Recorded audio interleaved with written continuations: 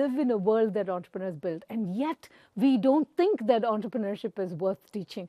So my question for everybody else is, why aren't we teaching entrepreneurship a lot more? Why aren't we investing in how to teach entrepreneurship better? So that is why this became a quest of my life.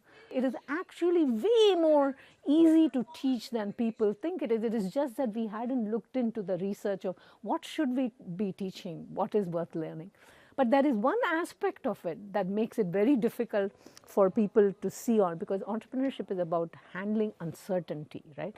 And we think uncertainty by definition is something we cannot teach. Think about, rolling up your sleeves and changing the world. That's why I want everybody to learn entrepreneurship, because it's not about starting a company. It's about seeing crises, seeing difficulties as inputs, as resources that you build on, and then you actually transform and reshape your own circumstances.